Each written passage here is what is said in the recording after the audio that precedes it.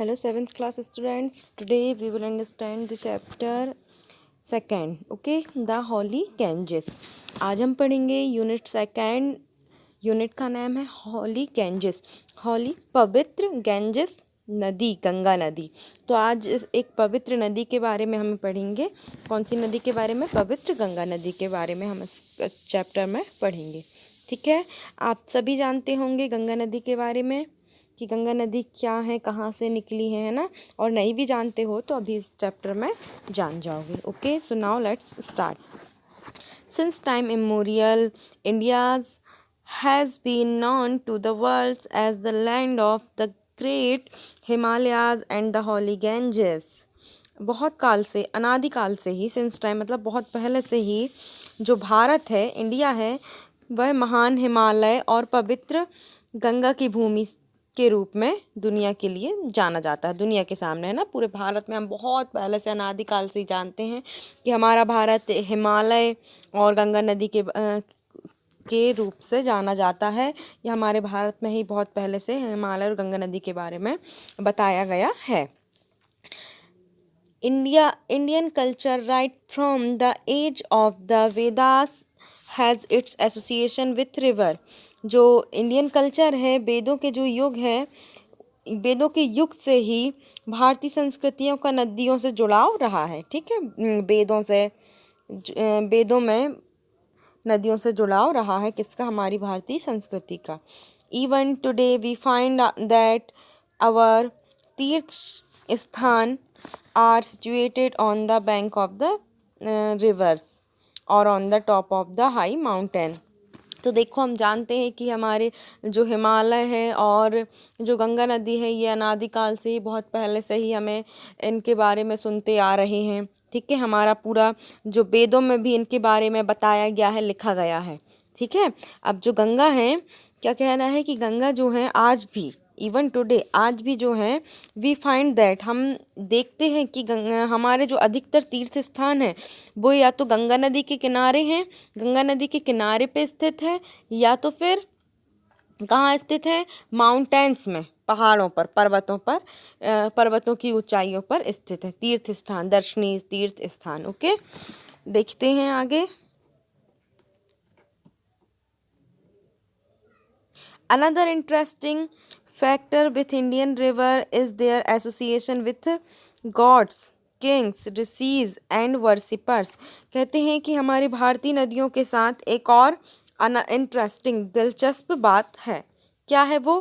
कि उनका देवताओं, राजाओं और ऋषियों, गॉड्स, ऋषिज एंड किंग्स है ना, देवताओं, राजाओं और ऋषियों और उपासकों, वो जो वर्शिपर्स है ना, साधना करने वाले उपासकों के साथ जुड़ाव रहा है.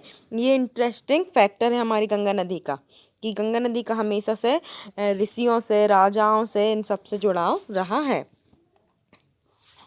There are legends about the origin, change in the of direction, the flow, etc. The great river through wounds of the great rishis और gods. कह रहा है कि महान ऋषियों और देवताओं के माध्यम से ही गंगा नदी की उत्पत्ति हुई है. ठीक है, ये जो लिखा है ना, of the great reverse through wounds of the great rishis और गोड्स, तो यही कह रहा है कि महान ऋषियों या देवताओं और देवताओं के वरदानों के माध्यम से ही नदियों की उत्पत्ति हुई है. हमारे भारत में बहुत सारी ऐसी नदियां हैं जिनकी उत्पत्ति जो है महान ऋषियों और भगवान देवताओं के वरदानों से हुई है, और उन्हीं में से एक हमारी नदी है गंगा नदी. ठीक है, आगे देखते हैं क्या लिखा. ऊपर वाली लाइन देखेंगे, there are legends about the origin, change in the direction to flow. ठीक है, तो क्या कह रहा है कि लीजेंड्स मतलब कि पुरानी कहावतों में, आदर्श वाक्यों में भी ऐसा लिखा गया है. जब हम पढ़ते हैं, देखते हैं, तो ऐसा हमें दिखता है, ऐसा हमें प्रतीत हुआ है कि जो गंगा नदी के प्रवाह की दिशा में परिवर्तन आदि के बारे में कहावतें हैं. मतलब पुरानी बातों में, पुराने आदर्श वाक्यों में भी गंगा नदी का प्रवाह, उसकी दिशा और उसके परिवर्तन के बारे में बताया गया है. नेक्स्ट स्टैंजा देखते हैं।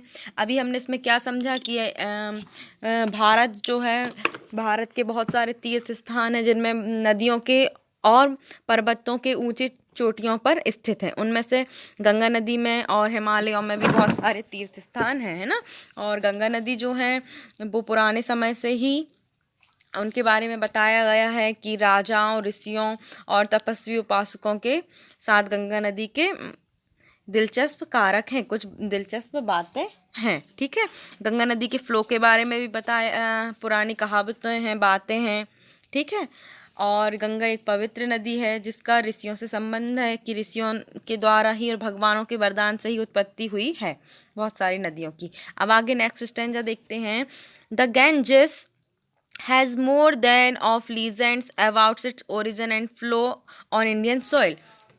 कि गंगा नदी की जो उत्पत्ति और उत्पत्ति, जे लीजेंड का मतलब होता है कि आदर्श बात, पुरानी कहावत, मतलब पुराने जो किसी बुक में गंगा नदी जो लिखा गया है उसको ये लीजेंड कहा जाता है। ठीक है, तो देखते हैं कि गंगा की उत्पत्ति और भारतीय धरती पर प्रवाह के बारे में एक से अधिक आदर्श वाक्य हैं। ठीक है, some people are of the view that it float from kamandal.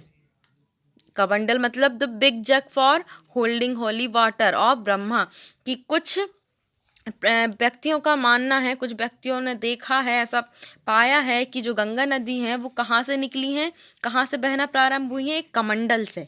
कमंडल मतलब एक जग है ना, जिसमें पानी रहता है। तो कमंडल आप सब जानते हो, बहुत सारे ऋषि मुनि अपने घर पे भी भिक्षा मांगने जो आते हैं कमंडल रखे रहते हैं अपने पास, है ना, लटकाया हुआ सा, देखते हैं उसमें कुछ कुछ रखे रहते हैं, कमंडल लेके आते हैं भिक्षा मांगने वाले। तो वैसे ही एक ब्रह्मा जी का कमंडल है जिससे गंगा नदी की उत्पत्ति हुई है, ऐसा माना जा रहा है, ऐसा मानते हैं कुछ लोग। ठीक है, तो और जो ब्रह्मा जी हैं, लिखा हुआ है द लॉर्ड ऑफ क्रिएशन, सृष्टि के स्वामी ब्रह्मा जी हैं, उनके कमंडल से गंगा नदी की उत्पत्ति हुई है। Since it flooded from heaven, mother earth could not bear its mighty fall and flow. जब गंगा नदी स्वर्ग से पृथ्वी पर उतरी तो हमारी मदर अर्थ जो है, हमारी पृथ्वी माता जो है, वो गंगा नदी को झेल नहीं पाई। मतलब गंगा नदी बहुत शक्तिशाली नदी है और हमारी पृथ्वी माता उनको झेलने की क्षमता नहीं रखती थी, नहीं झेल पाई थी, इसीलिए, है ना, नहीं झेल पाई। As such it rested on the head of the lord Shiva. इसीलिए गंगा नदी को भगवान शिव की जटाओं में रखा गया। ठीक है, इन्होंने भगवान शिव की जटा में रेस्टेड, विश्राम किया। लॉर्ड शिवा कौन है? गॉड ऑफ डिस्ट्रक्शन, मतलब विनाश के देवता। And then float down on the Himalayas. और फिर भगवान शंकर की जटाओं से फिर गंगा नदी हिमालय से होते हुए फिर हमारी पृथ्वी पर आई। समझ में आई बात कि गंगा नदी की उत्पत्ति ब्रह्मा जी के कमंडल से हुई। ब्रह्मा जी को हम लॉर्ड ऑफ क्रिएशन, सृष्टि दृष्टि के स्वामी के नाम से भी जानते हैं।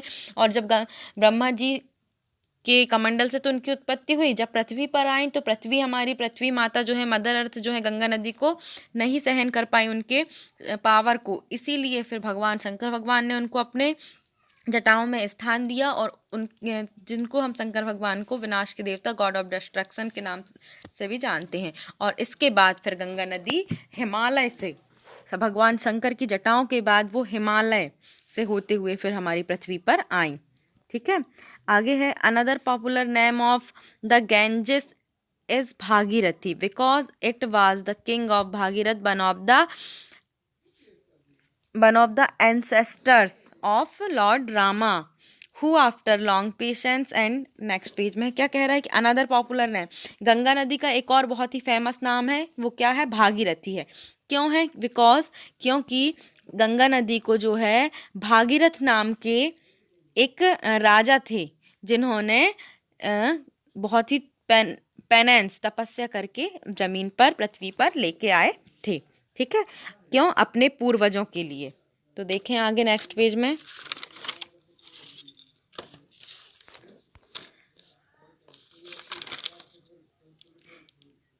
Lord Rama who after long penance and worship could bring the river to the अर्थ।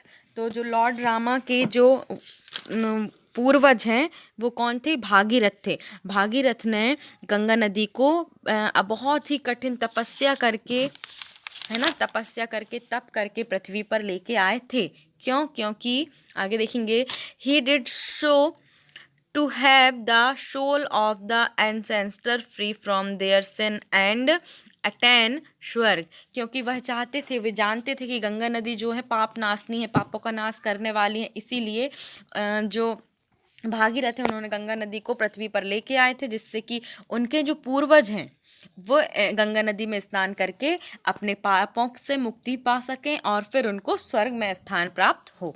ठीक है। The Ganges is also regarded in legends as personified beautiful woman who married King Shantanu and was the mother of the Devbrat, the great Bhisma and mighty warriors of the Mahabharata. कह रहा है कि गंगा नदी को हमारे legends में गंगा नदी को माता, वुमन, महिला बताया गया है। इसका मतलब गंगा नदी एक माता है जिन्होंने शांतनु नाम के एक राजा से विवाह किया और उसके बाद उनका देवव्रत नाम का एक पुत्र हुआ, जिसको आज भी हम जानते हैं महर्षि भीष्म के नाम से, जो कि महाभारत के एक बहुत ही फेमस योद्धा हैं। आप सब भी जानते हैं, टीवियों में महाभारत देखते होंगे तो भीष्म को आप जानते होंगे, भीष्म पितामह जिसको कहते हैं, है ना। जिसने महाभारत देखा होगा या सुना होगा तो वे जानते होंगे कि भीष्म पितामह को बहुत अच्छे से जानते होंगे। तो भीष्म पितामह जो हैं गंगा नदी के बेटे हैं। तो गंगा नदी ने महाराज शांतनु, जो राजा शांतनु है, उनसे विवाह किया था और उनके बेटे देवव्रत, और देवव्रत को ही महर्षि भीष्म कहा जाता है ना, महाराज भीष्म पितामह। तो वो क्या है? महाभारत के एक बहुत ही फेमस वॉरियर भी हैं।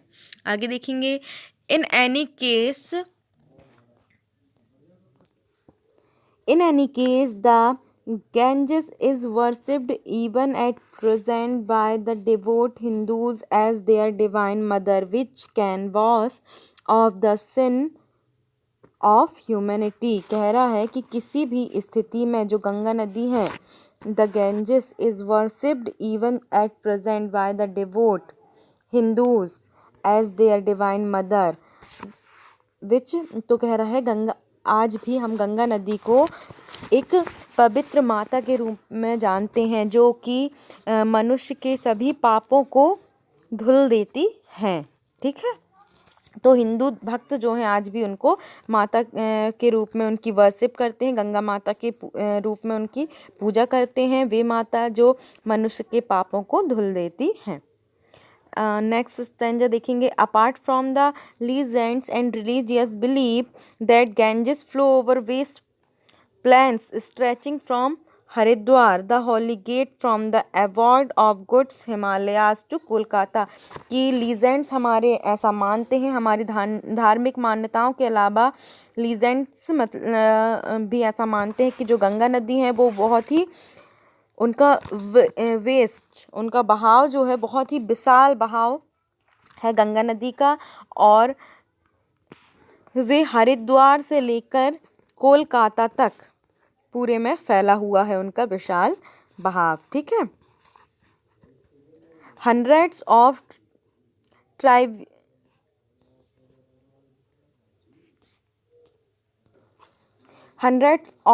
Tributaries join the main stream. तो कह रहा है बहुत सारी सैकड़ों सहायक जो नदियां हैं वो हमारी गंगा नदी की मेन धारा को, मुख्य धारा को ज्वाइन करती है। मतलब गंगा नदी से बहुत सारी सैकड़ों नदियां जुड़ी हुई, सहायक नदियां जुड़ी हुई हैं। Being a snow fed river the Ganges flow all the year round. एक स्नो फेड, बर्फीली नदी होने के कारण, स्नोफेड मतलब बर्फीली नदी होने के कारण जो गंगा है वो पूरे साल भर बहती रहती है। मतलब कभी भी सूखती नहीं। गंगा नदी का पानी कभी भी सूखता नहीं है, कितनी ही गर्मी आ जाए, हमेशा साल भर गंगा नदी बहती रहती है। ठीक है। आगे देखते हैं, it is flooded during the rains causing havoc to man material, cattles, crop etcetera. कह रहा है इसमें बारिश के दौरान बाढ़ आ जाती है। कभी कभी क्या होता है, गंगा नदी का पानी सूखता भी नहीं है, भरा रहता है। जब बारिश होती है तो और पानी स्टोर हो जाता है, जिसके कारण बारिश के दौरान कई बार गंगा नदी में बाढ़ आ जाती है, जिससे जो है मनुष्यों को है ना। पुरुषों को सामग्रियों को, मटेरियल्स, कैटल्स मतलब मवेशियों को, क्रॉप्स फसलों को आदि को नुकसान होता है ना। गंगा नदी में बाढ़ आ जाने के कारण बहुत सारे मवेशियों को, फसलों को, मनुष्यों को, सामानों को नुकसान होता है।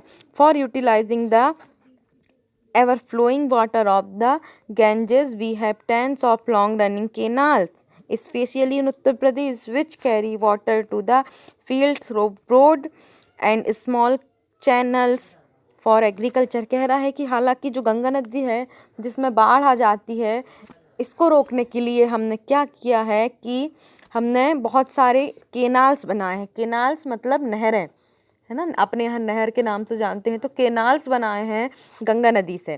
तो गंगा नदी से बहुत सारी बड़ी बड़ी लंबी लंबी केनाल्स बनाए हैं, जिससे गंगा नदी का पानी जो है हम खेतों पे ले जाते हैं और खेतों में फसलों में यूज़ करते हैं सिंचाई के लिए गंगा नदी का पानी। जिससे गंगा नदी जो मेन नदी है उसमें भी पानी की थोड़ी बहुत पानी उसका केनाल्स में चला जाता है, ताकि बाढ़ आने में भी थोड़ी कम संभावनाएं रहती हैं बाढ़ आने की।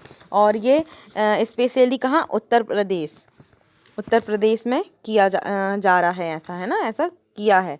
ये जो टेंस ऑफ लॉन्ग केनाल्स है ना, 10 बहुत लंबी लंबी केनाल्स बनाई गई हैं, उससे बहुत सारी छोटी छोटी केनाल्स को जोड़ा गया है और उस पानी को फिर एग्रीकल्चर के लिए यूज़ किया जाता है। But for the Ganges and its canals we could not have rich crops of water, grams, sugar cane, pulse etc। अगर गंगा नदी और उसका केनाल्स का पानी नहीं होता तो हम, कह रहा है कि बहुत अच्छी मात्रा में क्रॉप्स फसल जैसे कि गेहूँ, चना, शुगर कैन मतलब कि गन्ना, पल्स, दाल वगैरह हम नहीं उगा पाते। गंगा नदी के केनाल से पानी मिलने के कारण ही अच्छी खासी फसल होती है। The Ganges thus is a divine boon for the prosperity of India. जो गंगा नदी है, कह रहा है थस, गंगा नदी क्या कह रहा है, the Ganges thus is a divine boon for the prosperity of India. इस प्रकार जो गंगा नदी है भारत के लिए एक दिव्य वरदान है। The Ganges is not only used for bathing and holy dip but in Bihar and Bengal it deep water are also used for navigation. कह रहा है गंगा नदी का पानी सिर्फ स्नान करने के लिए और पवित्र डुबकी लगाने के लिए यूज़ नहीं किया जाता, बल्कि बिहार और बंगाल में इसके जो गहरे पानी में क्या होता है, नेविगेशन का वर्क होता है। नेविगेशन मतलब पानी के अंदर से ही यात्रा करना, तो ये नेविगेशन का काम भी किया जाता है। This provide cheap mode of transport and crops and goods. तो कहता है नेविगेशन के कारण, नेविगेशन मतलब पानी के अंदर ही ट्रांसपोर्ट के द्वारा अपने यहाँ के सामान को कहीं और जगह पहुँचाना, है ना, बोट से। ये सब गंगा नदी से के गहरे पानी में ही किया जाता है। जिससे क्या होता है, हमारे भारत में ये जो सामान है, परिवहन है, फसलों और सामानों के लिए जो परिवहन का सस्ता साधन प्रदान करती है। मतलब अगर हम किसी भी फसलों को सामान को इधर से उधर पहुंचाते तो बहुत पैसा लगता, भाड़ा लगता, किराया लगता। गंगा नदी में बोट्स के द्वारा हम जब पहुंचाते हैं तो बहुत कम पैसों में ही इधर से उधर हमारा सामान चला जाता है। The Ganges with its Holi places unites Indians through religious beliefs, provides perennial water and brings economic prosperity. We can thus imagine what India would be without the Ganges। कह रहा है कि गंगा अपने पवित्र स्थानों के साथ धार्मिक विश्वासों के माध्यम से भारतीयों को एकजुट करती है। ठीक है, द गैंजेस यूनाइट्स इंडियंस, भारतीयों को एकजुट करती है। किससे? रिलीजियस बिलीफ्स मतलब अपने धार्मिक विश्वासों से भारतीयों को एकजुट करती है। कौन? गंगा नदी। आगे क्या है, 12मासी जल प्रदान मतलब कि निरंतर पूरे 12 महीने मतलब साल भर गंगा नदी जो है जल प्रदान करती है, कभी भी उसका जल नहीं सूखता है। ठीक है, we can thus imagine what India would be without the Ganges, कि हम कल्पना भी नहीं कर सकते कि गंगा के बिना भारत का क्या होगा। मतलब हम गंगा के बिना अपने भारत की कल्पना भी नहीं कर सकते। गंगा जो कि धार्मिक रूप से भी पवित्र नदी है, जिसमें स्नान करने से सभी पाप धुल जाते हैं। इसके साथ ही फसलों के लिए भी बहुत यूज़फुल है, बहुत डैम्स भी बनाए गए हैं, केनाल्स भी बनाए गए हैं। इसीलिए हम कल्पना भी नहीं कर सकते कि गंगा के बिना भारत का क्या होता। तो ये था हमारा चैप्टर जिसमें गंगा नदी के बारे में बताया गया। आई होप कि आपको समझ में आया होगा।